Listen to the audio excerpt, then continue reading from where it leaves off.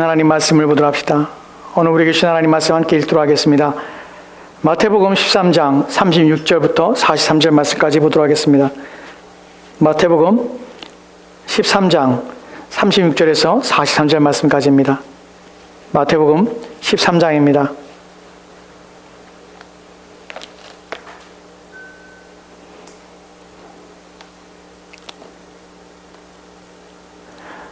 우리 찾으신 줄 알고 우리 함께 교도하도록 합시다. 제가 36절 말씀, 여러분이 37절 말씀 봉독합니다. 36절 말씀입니다.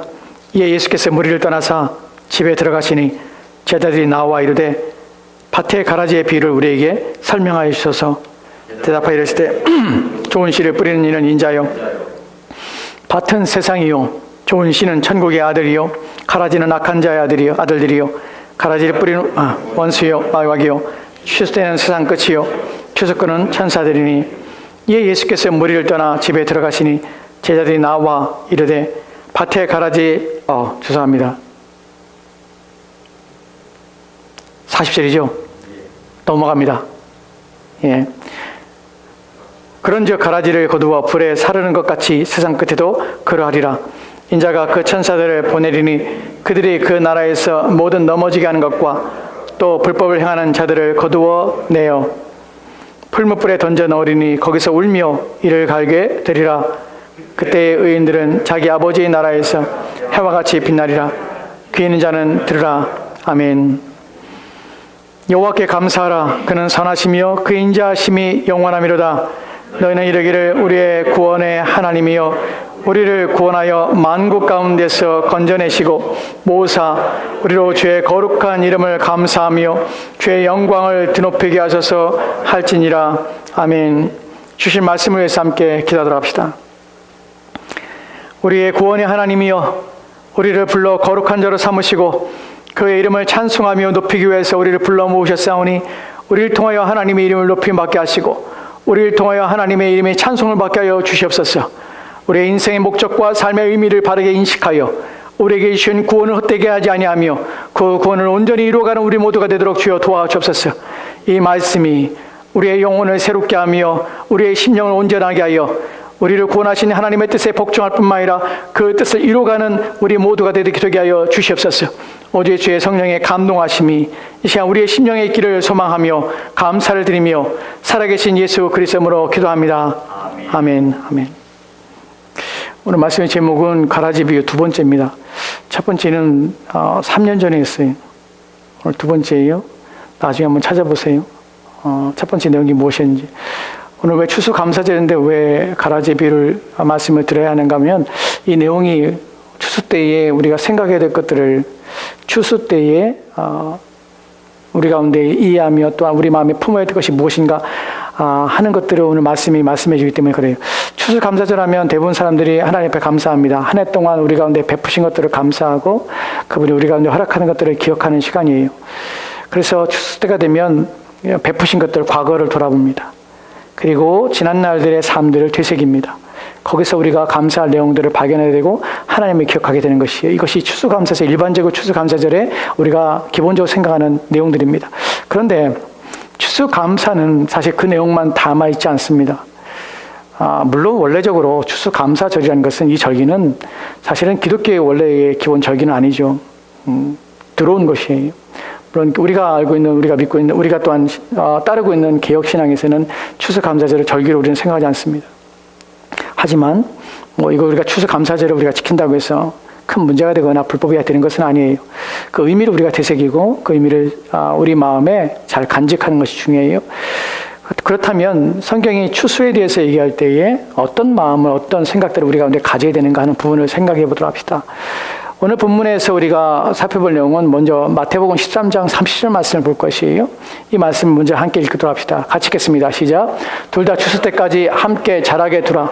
추수 때에 내가 추수꾼들에게 말하기를 가라지는 먼저 거두어 불사르게 단으로 묶고 곡식은 모아 내 곡간에 넣으라 하리라. 아멘. 본문에 보면 추수 때까지라는 말과 추수 때에 내가 추수꾼들에게 말하기를 하면서 거두는 장면이 나와요. 이게 이제 추수에 대한 내용입니다. 추수감사절 하면 대부분 일반적으로 우리가 생각하는 것은 무엇인가 곡식을 거두고 저장해 놓은 상태에 드리게 되는 것이, 구약에서는 그래서 이때에 지켰던 절기들이 이런 절기들이 있었죠. 장막절이라는 절기를 여러분이 아실 겁니다. 또는 수장절이라고도 해요. 수장절과 장막절은 같은 것이에요. 네, 그 방식에 따라서 의미가 장막, 이스라엘 백성들이 광야에서 나와서 장막 텐트에 살았던 것을 기념하고 고난을 기념해서 수장절 때에 지키는 것을 장막절이라고요. 수장절이라는 것은 같은 때지만, 같은 내용이지만 곡식을 걷어서 저장한 것을 수장절, 그때에 지킨 것을 수장절이라고 그래요. 신약에서는 사실 이런 절기들이 없습니다. 본문에서 추수에 대한 얘기를 하면서 거둬들이고 하는 내용들이 나와요. 근데 사실은 이 비유 속에서 비유라는 것은 무엇인가 말하고자 하는 내용을 쉽게 이해하기 위해서, 예수님의 표현 속에서는 감축해서 들을 수 있는 자들만 듣게 하기 위해서 그것을 비유적으로 설명해내는 것이에요. 농부가 곡식을 심고 그 다음에 곡식을 자라게 하고 곡식을 거두는 내용들이 무엇을 하냐면 그것이 마치 구원과 또 하나님 나라와 비유가 돼서 하나님 나라를 설명하고 이해하는 데 있어서 이것이 예수님의 한 비유로서 우리 가운데 등장하는 것이, 물론 여기서 추수는 곡식이 아닙니다. 또한 채소나 또한 과일이 아닙니다. 여기서의 추수의 대상은 사람이에요. 사람이 마치 농사꾼이 추수를 하는 것처럼 사람에게 있을 내용들이 이 추수의 내용과 비슷한 내용이 있다는 것이, 그것을 우리 가운데 설명하기 위한 것이, 그럼 그 내용이 무엇인가 하는 부분을 이제 살펴보려고 합니다.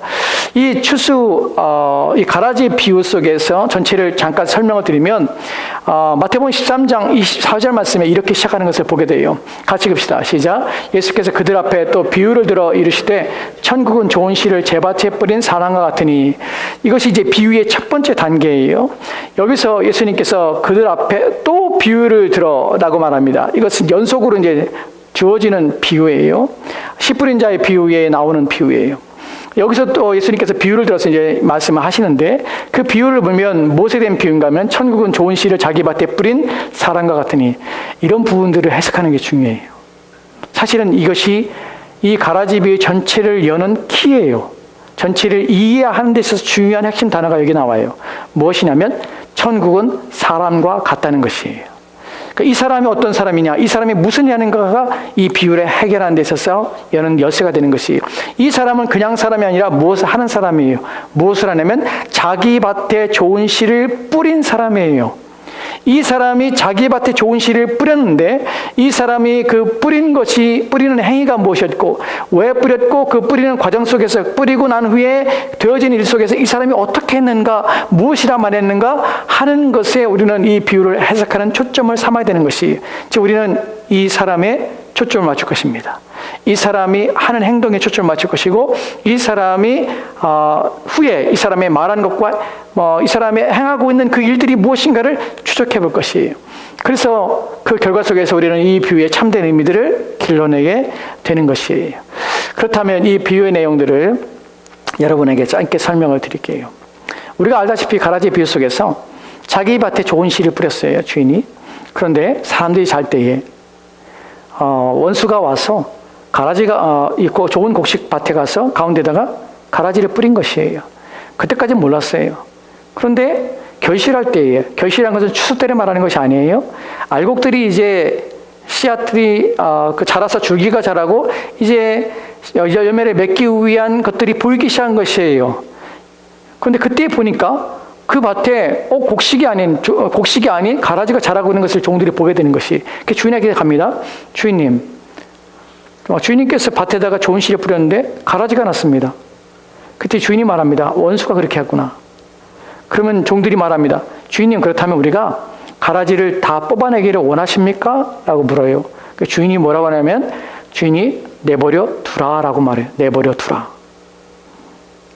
왜 그러냐면 주인이 그 다음에 이어지는 말이, 왜냐하면 너희들이 가라지를 뽑을 때에 곡식도 함께 뽑아서 곡식이 상할까노라 하고 말을 해요. 그리고 내버려 둬요.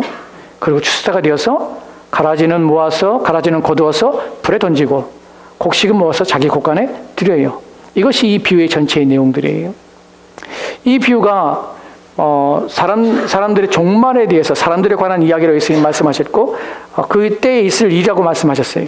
이 비유의 내용이 무엇인가 하는 부분이죠. 이 비유에 대한 예수님이 설명하십니다. 사실 이 비유에 대해서 만약에 이런 설명했었다면 우리는 각가지 자기 나름대로 설명을 다 할 것이에요. 이 비유 속에서 내가 하고 싶은 말 다 끄집어낼 것이에요. 그런데 예수님께서는 그렇게 하지 말고 이 비유의 목적과 내용이 무엇인지 내가 너에게 가르쳐줄게 하고 설명해줘요. 왜냐하면 제자들도 못 알아먹었거든요. 그 설명을 합니다. 설명하는 부분이 이제 마태복음 13장에 보면 다음에 볼까요? 13장에 37절과 39절 말씀에 이렇게 기록된 것을 보게 됩니다. 같이 봅시다. 시작. 대답하여 이르시되 좋은 씨를 뿌리는 이는 인자요 밭은 세상이요 좋은 씨는 천국의 아들들이요 가라지는 악한 자의 아들들이요 가라지를 뿌리는 원수는 마귀요 추수 때는 세상 끝이요 추수꾼은 천사들이니. 아멘. 여기서 이제 1대1로 어떻게 비유된 것인지 하는 것을 설명해 줘요. 첫 번째 내가 보면 좋은 씨를 뿌리는 이는 누구냐면 인자예요. 누구죠? 예수 그리스도 자신이에요. 그리고 밭은 세상이요 좋은 씨는 천국의 아들들이요 가라지는 악한 자들의 아들이요 가라지에 뿌린 원수는 마귀요 추수 때는 세상 끝이요 추수꾼은 천사들이나. 여러분 이것만 보면은 이것 가지고 우리가 그렇구나 라고 생각할 수 있습니다. 예수님께 좋은 씨를 뿌렸구나. 근데 그 밭에 세상이 뿌렸는데 거기에 가라지가 났는데 좋은 씨는 천국의 아들들이고 가라지는 악한 자들의 아들들이고 그 원수가 뿌렸는데 원수는 마귀고 이것이 뭐 의미하는 바는 세상 끝날에 이런 추수가 일어날 것이고 그리고 결국에 저는 천사들이 이 천국의 아들들을 거둬들일 것이다 라고만 이해하는 것은 사실은 이 본문을 해석하는데 또 다른 문제가 생깁니다. 근데 여기에 더 중요한 것은 예수님께서 이 다음에 이 비유를 직접 설명하고 계세요. 그리고 그 의미를 직접 우리 가운데 얘기해 줍니다. 근데 사실 이런 부분들을 해석하지 못하면 본문이 엉뚱한 부분 나와요. 그래서 어떻게 천국의 아들들이 되자라고 생각하거나 또는 추수가 있구나, 세상 종말에는 이런 일이 있겠구나 하고만 생각해요. 사실은 그렇지 않아요. 이 본문에는 이 본문을 들어야 할 자, 이 본문이 의미하는 것은 큰 위로를 주는 것이에요. 이 본문이 목적하는 것은 소망을 주는 것이에요. 이 본문은 신자들이 낙심하지 않게 하는 것이에요. 더 강건하게 하고자 하는 목적이 이 본문에 담겨져 있어요. 그래서 우리는 이 비유를 들을 때에 어떤 마음이 드냐면 위로가 돼요. 낙심하지 않아요. 힘을 내게 돼요. 그리고 이해가 돼요. 그리고 우리 주인에 대한 소망이 생겨요. 누구에 대해서요?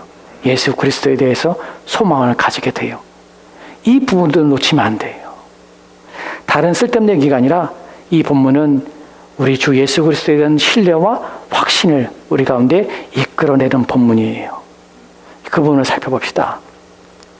이렇게 다 설명했어요, 예수님께서. 그리고 나서 이제 40절 말씀에 예수님이 이 말씀을 시작하세요. 같이 읽읍시다. 시작. 그런즉 가라지를 거두어 불에 사르는 것 같이 세상 끝에도 그러하리라. 아멘. 그런즉이란 말은 다른 말로 하면 그러므로라는 것이에요. 예수님 설명했죠.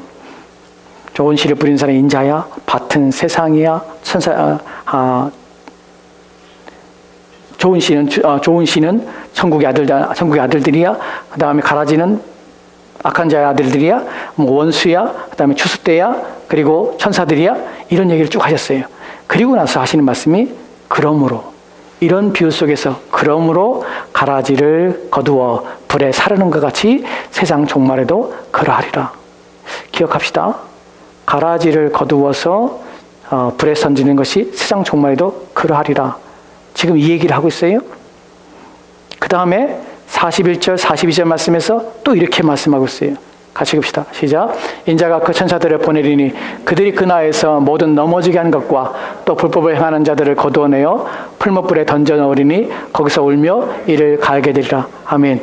더하여서 인자가 그 천사들을 보낼 때에 그의 나라에서 모든 넘어지게 하는 것, 불법 행하는 자들을 다 거두어서 그들을 풀무불에 던져버리라 라고 말해요. 그리고 그들은 슬퍼함 이를 갈리라. 지금 여기서 지금 40절, 41절, 42절 말씀에서 지금 말하는 건 내용이 누구에 대한 내용이에요? 가라지가 어떻게 될 것인가 얘기하는 것이에요. 가라지가 어떻게 될 것이야? 가라지가 어떻게 될 것이야? 하고 얘기하는 것이에요. 가라지가 또한 거기서 본문에 보면 그의 나라에서 모든 넘어지게 하는 것과 불법하는 것을 다 거두어서 풀무불에 던져버리고 그들은 다 거기서 슬피며 이를 갈미 있을 것이야 라고 얘기하고 있어요. 첫 번째 내용 속에서 예수님의 해석의 내용 속에서 중심이 뭐냐면 가라지의 운명이에요. 어떻게 될 것인지 얘기하고 있는 것이에요. 왜 이야기를 하고 있는지 얘기해야 돼요. 주님께서 이 비유를 통해서 첫 번째 해석으로 가라지가 이렇게 될 운명이야 라고 말하는 것이에요. 근데 여기서만 그치는 것이 아니에요.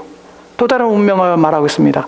이 구절의 마지막 구절은 이 비유의 전체를 하나로 묶어지며 그 귀결, 도대체 이 청중이 누구인가를 설명해 주겠어요. 이 비유를 주시는 분이 예수님이지만 그 예수님께서 누구를 대상으로 누구에게 이 비유를 통해서 무엇인가를 얻게 하는 목적이 어디 있는가를 우리가 설명해 주셨어요.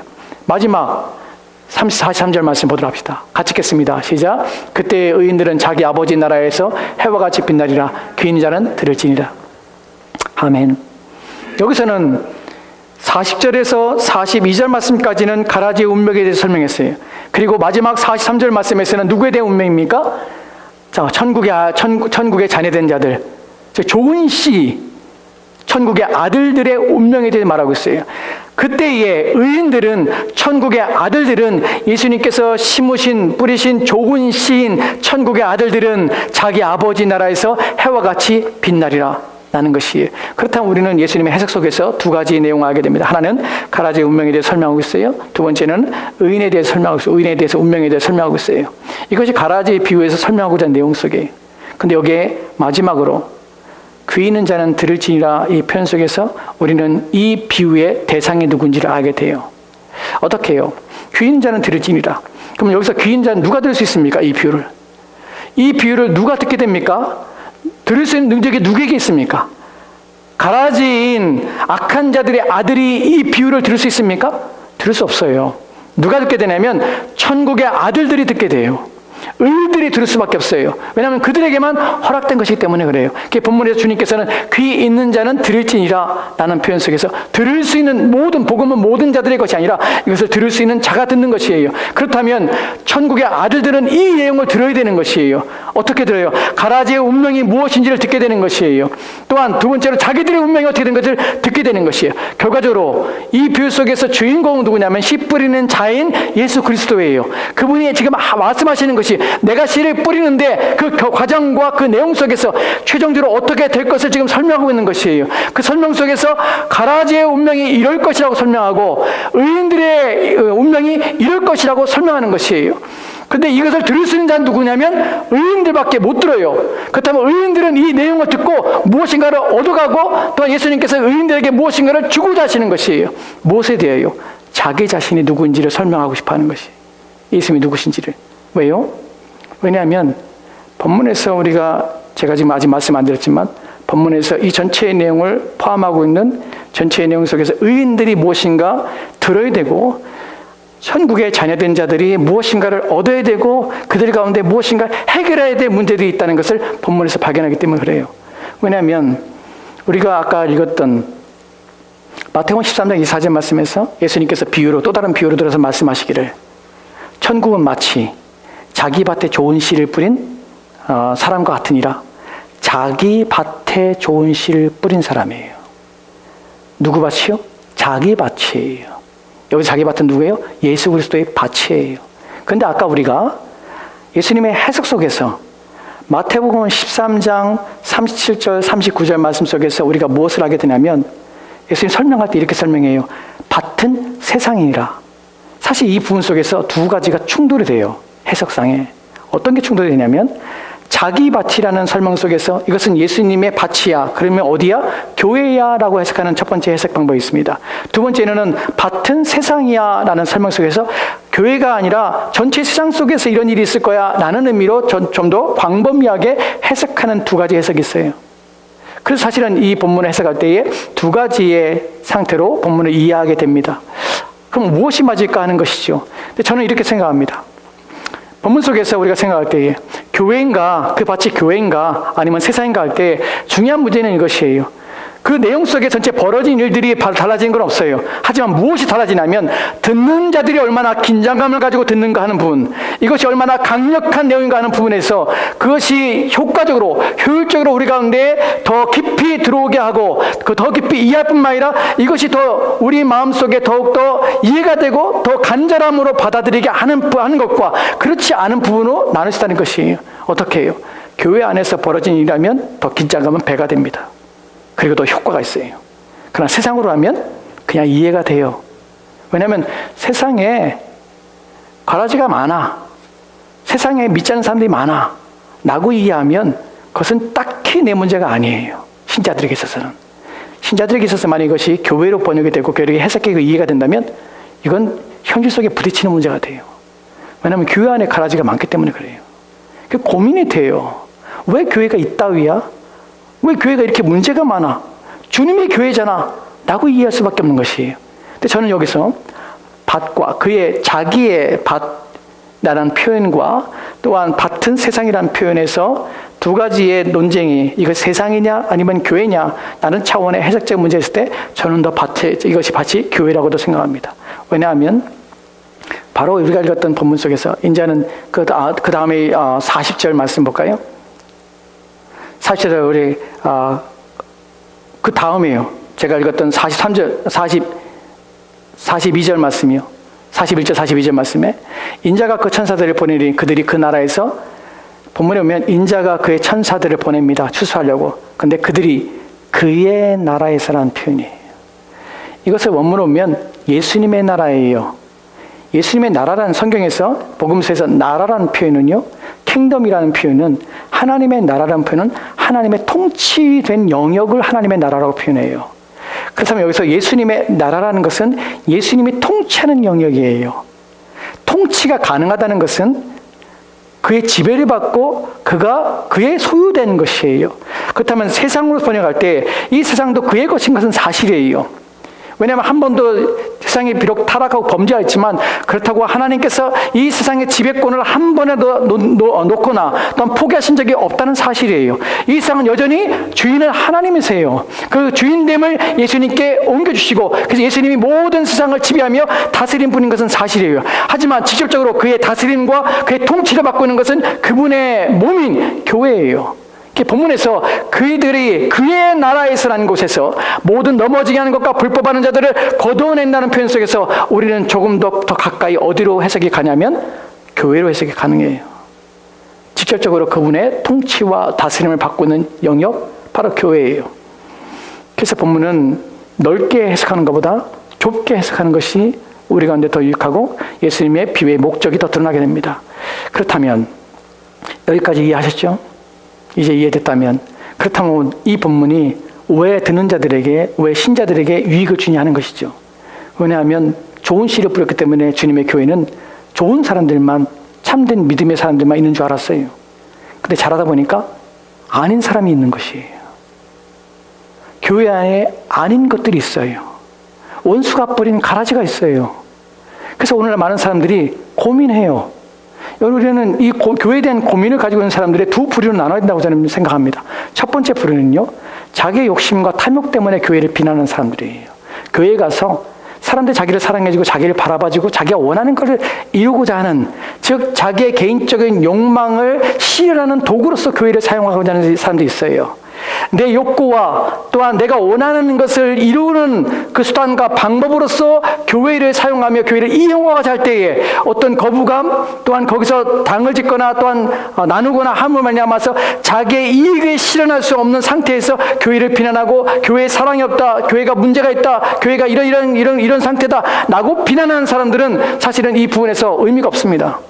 그들은 우리의 논외예요. 그 사람들은. 왜냐하면 그 사람들이 이미 그리스도인도 아니에요. 그리스도인도 아니면서 그들이 참되게 교회에 대한 정말 사랑을 가지고 그리스도의 깊은 사랑을 가지고 또한 하나님의 말씀에 대한 깊은 사모함들과 그 뜻을 이루고자 하는 자신 안에도 하나님의 뜻을 이루고자 하는 그 거룩한 성품과 마음을 가지고 교회를 향하여 가슴 아파하며 교회를 향하여 눈물을 흘리며 또한 교회를 향하여 슬퍼하며 애도하는 마음이 없이 교회를 비난하는 모든 사람들은 해당되지 않습니다.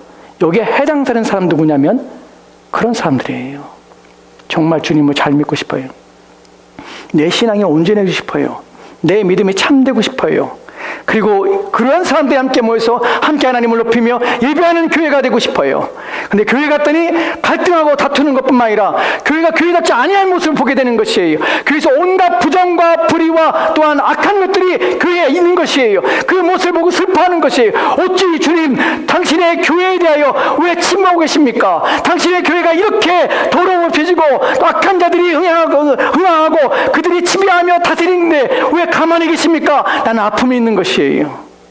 그것이 바로 본문에서, 이 본문 속에서 천국의 아들들이 당하는 괴로움이에요.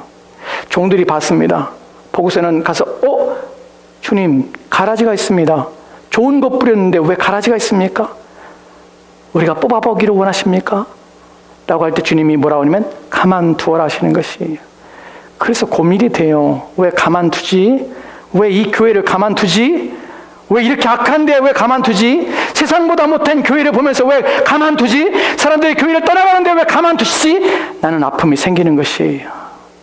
왜 그러냐면 주님이 후에 말씀하시는 것이요. 뽑다가 알고 또 뽑을까? 그들이 상할까 봐 그냥 내버려 두라는 것이에요. 여기서 우리는 주님을 이해하게 돼요. 주님이 어떤 분이신지 이해하게 돼요. 왜 그러냐면 본문에서 가라지라는 단어는 사실은 그 팔레스타인 환경에서는 독보리예요. 독보리. 이 단어가. 독보리는 어떤 특성을 가지고 있냐면 이것들이 자랄 때에 뿌리들이 엉켜 있어요. 좋은 곡식과 함께 자라면서 뿌리가 엉켜져서 그 수많은 뿌리로 이 천국의 아들된 자들과 연결되어 있어요. 그래서 이 독보리를 뽑으면 이 뿌리가 같이 딸려 나와서 이 천국의 아들된 좋은 씨앗들의 열매 맺는 이 곡식이 상하게 돼요. 같이 뿌리까지 뽑혀 오기 때문에. 그래서 뽑으면 안 되는 것이에요. 교회 안에서 우리가 불신자와 신자들이 엉켜 있어요. 인간관계 때문에 얽혀 있고 뭐 때문에 얽혀 있고 그래서 같이 그래요. 뽑아내면 다 믿음 없는 사람들이 다 망해. 다 내버려 두라는 것이에요. 그런데 문제는 이런 것 때문에 마음이 상한다는 것이 신앙생활하면서 우리가 오늘날 많은 사람들이 그런 얘기를 해요. 교회 더 이상 이런 교회를 꼭 다녀야 됩니까? 교회가 이런데 내가 그래도 신앙생활 해야 됩니까? 이런 물음을 가져요. 그리고 자기만 교회 안 다니는 게 아니라 다른 사람까지도 이런 교회 불평하고 원망하면서 낙심하면서 그래서 교회에 대해서 더 이상 교회에 다니지 못하도록 하는 일들이 벌어져요. 여러분 생각해 봅시다. 제가 몇 사람 이름을 댈게 공통점이 무엇인지 생각해 보세요. 조양은, 조세영, 이근한 어떤 공통점 가지고 있습니까? 조폭 두목이잖아요. 한 사람은 또 뭡니까? 시대의 도둑이에요. 대한민국이 내놓은 아주 걸세출의 도둑이에요. 조세영 씨. 이근한 그 사람 앞에 가면은 불지 않는 사람이 없어요. 왜냐하면 고문에 있어서 천재적인 기술을 가지고 있는 사람이에요. 한국 역사 속에서 고문하면 고문의 대가예요. 이근한. 이 사람의 공통점이 뭐예요? 목사예요. 기가 막히지 않습니까? 그런 사람들을 목사 안수를 줘요. 감옥에 갔어요, 다. 이근한 씨는 아니지만. 이게 우리의 현실이에요. 이런 것들이 교회라고 간판을, 이런 것들이 사람을 말하는 게 아니에요. 이런 것들을, 이제 교회라고 해서 제가 좀 말을 거치게 하는 것 같은데, 지금 상황이 그래요. 참으로 예수를 믿고 싶어요. 나는 성경을 통해 읽으면서 하나님이 나의 중생하여서 구원하셔서 내 마음에는 거룩하고 싶은 열망이 있어요.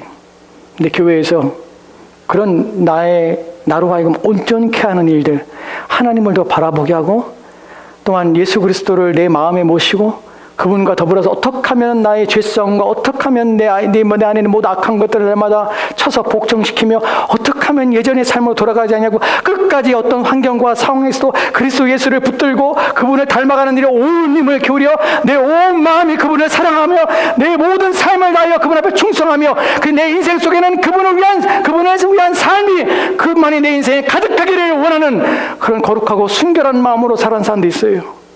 그렇게 나를 가르쳐주고 그렇게 나를 훈련해주고 그런 사람들이 함께 모여서 교회를 이루어가고 그래서 그의 영광을 높이는 일에 온 힘을 다하는 그런 교회에 대한 열망이 있어요. 나 또한 그런 교회에서 그런 교인들과 함께 예배하고 그런 사람들과 함께 살고 싶은 열망이 있어요.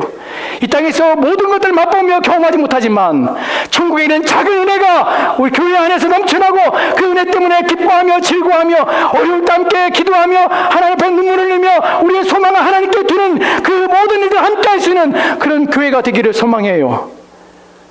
근데 교회에서는 신자됨의 이야기들, 그리스도의 거룩함에 대한 이야기들을, 하나님 앞에 온 열망을 다하는 이야기들을, 우리의 삶의 연약함에 대해 함께 고민하며 슬퍼하며 우리의 죄성 때문에 아파하며 이런 모든 것들 함께 나누며 위로할 수 있는 사람들이 더 이상 없다는 것이 신자들이 느끼는 고민이에요.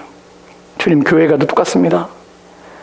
내가 날마다 경험하는 이 죄에 대한 어려움들, 이 죄에 대한 힘든 날마다 내가 무너지고 있는 이 상황들 속에서 나를 진정으로 이 같은 고민과 같은 어려움을 안고 위로하며 함께 눈물을 흘리며 함께 기도할 수 있는 그런 사람들이 없는 교회, 더 이상 하나님 말씀이 선포되지 않냐고 사람을 즐겁게 하며 사람 마음을 기쁘게 하는 이 영님을 기울이며 이 땅에 사는 동안에 이 땅의 것들을 추구하며 그것들에 배불러하며 그것들을 만족하라고 얘기하는 그 얘기가 더 이상 지긋지긋하여 들을 수 없는 이 상태, 그것이 오늘날 교회입니다. 주님, 내가 오늘 교회를 가며 내가 어떻게 신앙생활이 됩니까?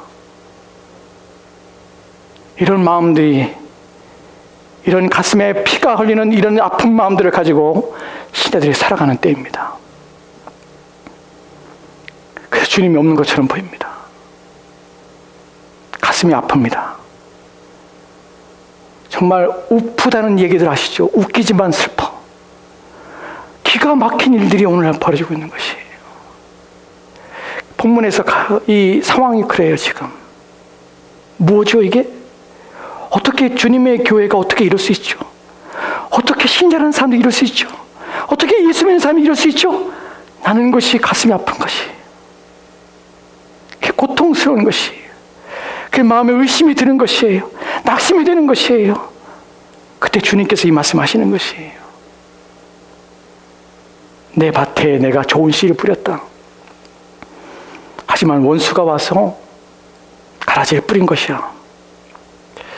내가 다 뽑아버릴까? 하지만 내가 뽑아버리면 너희들 다쳐.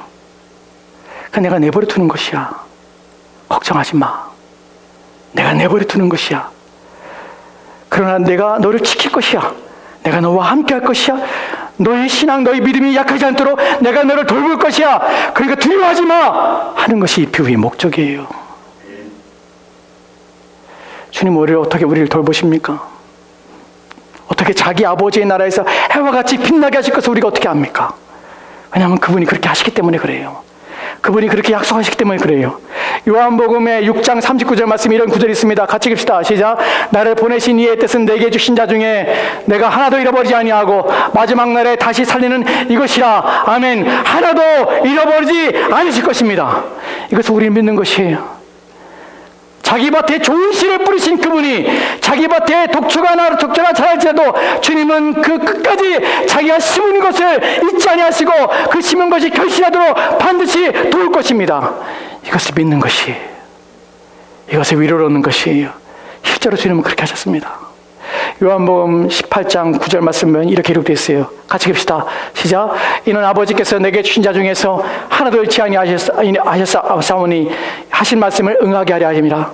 본문에서 예수님께 잡히신 날 밤이에요. 잡히실 때 예수님을 잡아가려고 했습니다. 예수님을 사로잡았습니다. 그리고 예수님께서 하신 말씀이 무엇이냐면 나를 잡았으니 저들로 하여금 가게 하라. 누구요? 제자들은 잡지 말라. 제자들은 놓아주라고 말씀하십니다.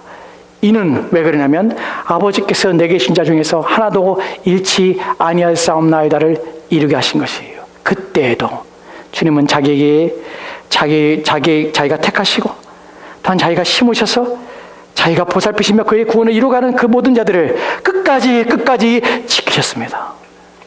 이것이 우리 주님이에요. 이분은 우리는 믿고 있어요.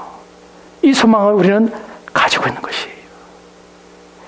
여기에 대하여서 같은 요한복음 10장에 보면 예수님께 어떻게 지키시는지를 보여주는데 10장 3절과 4절 맞습니다. 같이 읽읍시다. 시작. 문지기는 그를 위하여 문을 열고 양은 그의 음성을 듣나니 그가 자기 양의 이름을 각각 불러 인도하여 내느니라. 자기 양을 다 내놓은 후에 앞서가면 양들이 그의 음성을 아는 거로 따라오되. 아멘. 본문에서 우리가 보는 우리의 주인 되신 그분, 나를 어떻게 인도할까? 우리는 어떻게 주님과의 관계를 맺어감으로 말미암아 상황이 이런데 정말 너무 좀 나쁘게 얘기하면 정말 개떡 같은 상황 속에서, 이 더러운 상황 속에서, 이 무엇도 믿을 수 없는 상황 속에서 우리의 영혼을 날마다 두려움과 염려, 또 우리의 영혼을 세우는 일에는 도무지 무관심한 이 땅에서, 이 모습 속에서 우리 어떻게 우리 영혼이 안심할까, 우리의 영혼을 어떻게 지켜질까 하는 부분에서 주님께서는 참된 목자에 대한 모습으로 말씀하시는데, 본문에 문지기가 그를 왜 문을 엽니다. 그는 예수 그리스도예요. 우리의 참된 목자이신 그분께서 들어오십니다. 문을 열고 양은 그의 음성을 듣나니, 양의 음성을 들어요. 누구의 음성을 듣습니까? 그의 음성을 들어요. 그분이 각각의 양의 이름을 불러서 냅니다. 근데 양은 주님의 음성을 듣고 그분을 따라가요. 여기서 우리는 양과 주님의 관계를 합니다. 천국의 아들 된 자들이 왜 상황이 악함에도 불구하고, 그들에게 불리함에도 불구하고 그들이 믿음을 잃지 않게 되고 끝까지 이겨내며 승리하게 되냐면, 그분은 들어야 할 말씀이 무엇인지를 알게 되기 때문에 그래요. 쫓아야 될 분이 누구신지를 분별하기 때문에 그래요. 그들의 영혼을 위해서 무엇을 죽으며 살아야 할지를 깨닫게 되기 때문에 그래요. 이 본문의 다음에 5절 6절 말씀에는 다른 사람이 양들을 부르는데 쫓아가지 않습니다. 왜냐하면 그것은 목자의 음성이 아니기 때문에 그래요. 우리가 실망하지 않는 이유는 교회에 대해서 불평하고 원망합니다. 왜 이렇습니까? 라고 생각할 수 있습니다. 참된 양은요, 참된 목자의 음성을 듣기 때문에 상황이 어떠하든지 환경이 어떠하든지 불평하지 않습니다. 오직 그분의 음성을 듣고 그분만을 따라하기 때문에 그래요. 수많은 사람이 떠들고 자기 이름을 불러도 돌아보지 않습니다. 오직 자기 이름을 부르시고 그 목소리를 이해하며 깨닫기 때문에 그 목소리밖에 안 들리는 것이에요. 그분 앞에만 살게 되는 것이에요. 여기에 대하여 주님께서는 이것을 더 확신시키고 일이 우리 가운데 일어나게 하기 위해서 우리 가운데 주신 것이 있습니다. 고린도후서 1장 22절 말씀에는 이렇게 기록됐어요. 같이 봅시다. 시작. 그가 또한 우리에게 인치시고 보증으로 우리 마음에 성령을 주셨느니라. 아멘, 아멘, 아멘입니다. 우리를 인치셨습니다. 도장으로 우리 가운데 찍어주신 것이에요. 너는 내 것이야 하고 소유를 삼아주신 것이. 거기서 그친 것이 아니에요. 그것을 그쳤으면 우리는 보이지 않는 도장을 정말 내가 받았나 안 받았나 두려워할 것이에요. 근데 본문에 보면 우리 마음에 성령을 주셨느니라. 그것을 보장으로 디파짓 해주셨어요. 우리 안에 오셔서 우리 마음에 주님의 음성을 분별하며 그리스도로 우리 인도하신 분이 성령이십니다. 왜 길을 잃지 않게 되냐면, 왜 그들이 망하지 않게 되냐면, 이 음성을 분별할 수 있는 분이 우리 안에 오셔서 우리를 하여금 이끌어 주시고 그 음성을 분별하며 구별할 수 있는 능력을 우리 안에 주시기 때문에 그래요.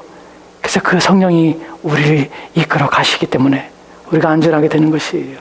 왜 신자에 있어서 중요한 것이 성령의 충만을 받는 것이 중요하냐면 바로 이런 이유 때문에 그래요. 우리 안에 성령이 우리 안에 가득가득 부음받고 그 성령이 우리 가운데 우리가 충만해서 그분 앞에 그분이 우리 가운데 있기를 소망하는 이유가 바로 그분이 있으면야 우리는 분별력과 이해력을 가지고 우리는 이 땅을 살아가고 우리의 현 상황을 이해하며 그래서 바른 길, 온전한 길로 추구하며 나갈 수 있기 때문에 그렇습니다. 이렇게 주님 우리를 도우세요. 중생한 자에게 선물로 성령을 주실 목적도 그래요.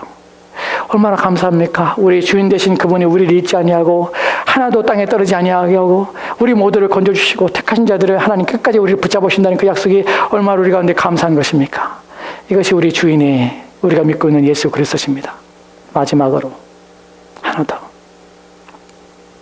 본문을 보면 본문의 내용 속에서 우리가 또 다른 차원에서 이해하는 것이 있어요. 무엇이냐면 제 밭이에요. 그분의 밭이에요. 그의 나라예요. 나는 그 나라에 있어서 스스로 안전하다고 착각하는 사람들 조심하십시오. 신앙은 장소의 문제가 아니에요. 신앙은 위치의 문제가 아니에요. 신앙은요 방향의 문제예요. 누가복음 18장 보면은 두 사람이 성전에 올라갑니다. 바리새인이 올라가고 세리가 올라가요. 그 사람의 위치를 보십시오. 바리새인은요 성전 가까이 나아갔어요. 그 앞에서 손을 들고 기도합니다. 하나님, 나는 일주일마다 한 번씩 금식합니다. 10분의 1을 하나님께 드립니다. 그리고 나는 저 세리와 같지 않습니다. 나는 하나님을 섬기며 하나님을 높여드립니다. 라고 말하고 있습니다. 그의 위치는요, 하나님께 가까이 나갔어요. 성전 앞에 가까이 나가요. 세리의 위치는요, 세리는 감히 가까이 나지 못해요. 멀찍이 떨어져서. 그리고 그의 위치는요, 그는 하늘을 우러러보지도 못해요.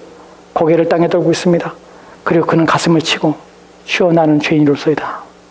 신앙은 방향이지 신앙은 위치가 아니에요.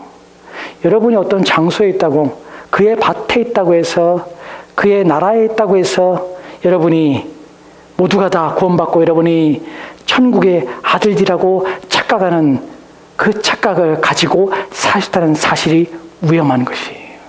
나는 교회에 다니니까, 나는 예배를 드리니까, 나는 교회 헌금도 하고, 나는 그래도 하나님을 부인하지 않아. 여러분, 하나님을 부인하지 않을 수 있는 수만 가지 이유가 있어요. 불신자들이 하나님을 부인하지 않고 하나님을 거부하지 않을 수만 가지 이유가 있어요. 그분이 사랑인데 왜 부인하겠어요? 내 인생에 좋은 거 주신다는데 왜 부인하겠어요? 내가 필요한 것들을 채워주신다는데 왜 부인하겠어요? 다 부인할 수 있는 이유가 있죠. 내 자신을 부인하라. 내 생명을 내 것으로 여기지 말라. 내 인생은 내 것이다. 넌 내게 복종하며 내 말을 지키며 내게 순종할지어다. 내 삶이 어떠든지 내가 너를 망하게 하거나 너를 실패하거나 낙심하게 하거나 절망에 빠뜨릴 때도 너는 내 것이야. 너는 나를 믿고 내게 순종하라. 이 땅의 것에 마음을 두지 마라. 너의 삶의 인생이 너의 것이 아님을, 이 땅의 것에 즐거워하며 그것을 기쁨을 삼지 마라. 그것에 대해서는 부인할 수 있습니다. 하지만 그것 없는 모든 것들은 하나님을 사랑하며 하나님 앞에 나올 수 있는 이유가 돼요. 그래서 가라지가 교회 안에 들어온 이유가 바로 그것입니다. 그 내용 때문에 그들의 마음속에 가라지 그 마음 때문에 속는 것이에요. 나는 교회 안에 있다고 생각하는 것이에요. 나는 예배를 드린다고 생각하는 것이에요. 그런 생각에 자신에 속여서 그들이 마치 구원받은 알곡처럼, 그들이 마치 구원받은 천국의 아들처럼 스스로 착각하게 하는 것이에요. 그것이 속임이에요. 그러지 말라는 것이에요. 우리는 히브리서 10장 26절 27절 말씀에서 이 내용을 보게 됩니다. 같이 봅시다. 시작. 우리가 진리를 아는 지식을 받은 후 짐짓 죄를 범한 즉 다시 속지 않은 제사가 없고 오직 무서운 마음으로 심판을 기다릴 것과 대적하는 자들 태울 맹렬한 불만이 있으리라. 누가 그렇습니까? 우리가 진리를 아는 지식을 받은 후에, 진리를 아는 지식을 받은 자들이 있어요. 그럴 수 있어요. 씨 뿌리는 비유에서 예수님께서 돌짝밭에 뿌려진, 흙이 얕은 땅에 뿌려진 씨는 말씀을 받을 때 어떻게 받습니까? 기쁨으로 받아요. 하지만 환난이나 생활의 염려 때문에, 누가 보면 생활의 염려, 생활 때문에, 먹고 사는 문제, 이 땅의 것들 때문에 그들이 결실하지 못해요. 금방 실족해요. 믿음이 없어지는 것이에요. 타버리는 것이에요. 잠시 잠깐 우리가 하나님을 고백할 수 있습니다.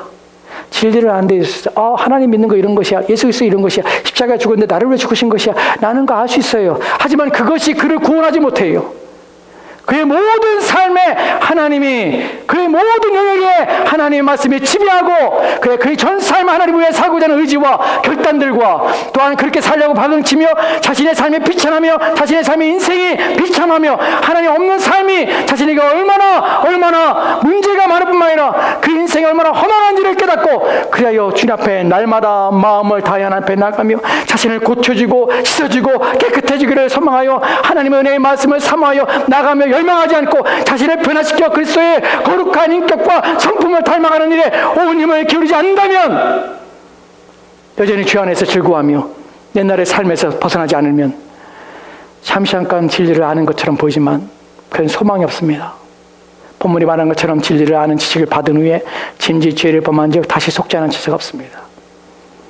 옛날의 삶에서 떠나지 않는 것, 그래도 된다고 착각하는 것, 하나님의 진노와 심판을 가볍게 여기는 것, 나의 삶을 점검하지 않냐고 돌아보지 않는 것. 고린도서 후서 13장에 말하는 것처럼 내 믿음을 시험해보라는데 날마다 자신의 믿음을 시험하고 내가 선 자리가 어디 있는가, 내가 누구를 바라보고 있는가, 내 마음은 어디로 향하고 있는가 날마다 살피지 않고 살아가는 것. 그런 사람들에게는 그 사람들에게 남겨질 것은 무엇이냐면 무섭고 두려운 심판밖에 남아있지 않습니다. 그들을 태우는 맹렬한 불만이 있는 것이에요. 참된 신자는 날마다 자신을 돌아봅니다. 내가 선 곳을 보는 것이 아니라 내 마음의 방향을 봐요.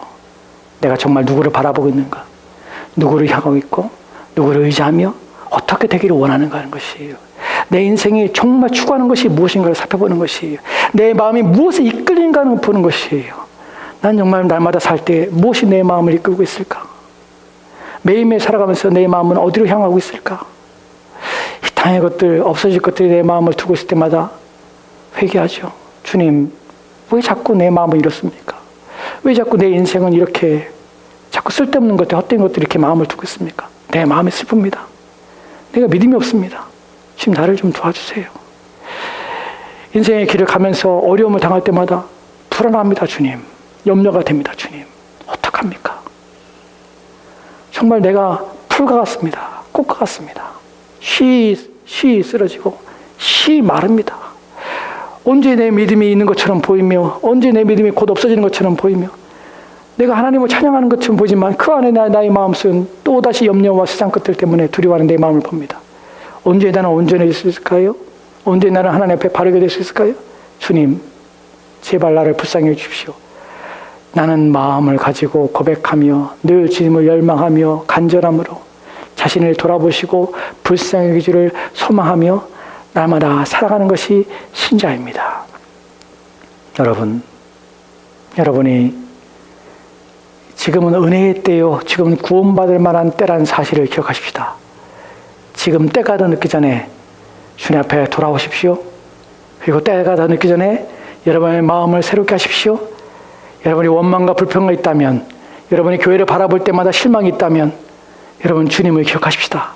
그분이 저와 여러분의 믿음을 지키고 계심을 잊지 마십시오. 우리 인생의 마지막까지 우리와 함께 하심을 잊지 마십시오. 분명히 우리를 추수하여서 우리를 거둬들일 것을, 그의 곳간에 우리를 거둬들일 것을 믿으십시오. 그것엔 소망이 저와 여러분의 있기를 소망합니다. 기도합시다. 하나님, 오늘 주신 말씀으로 추수감사 예배를 드릴 때에 또한 이 시기에 이때에 우리 마음에 가져야 할 것이 무엇인가를 깊이 생각해 보게 하옵소서. 우리의 주인이신 그분에 대한 신뢰, 확신, 하나님 그것을 놓지 않게 도와주시고 오직 주님을 의지하며 살게 도와주옵소서. 우리 마음을 날마다 새롭게 하게 도와주시고 내가 선 자리가 중요한 것이 아니라 내 마음의 방향성이 날마다 어디로 향하고 있는지를 늘 살펴 주님 앞에 부끄럽지 않는, 또한 주님께서 우리를 좋은 씨로 우리를 심으셨으니 이 좋은 열매들이 날마다 맺히는 삶 되도록 주여 도와주시옵소서. 주께서 우리와 함께하기 원하며 예수님 이름으로 기도합니다. 아멘.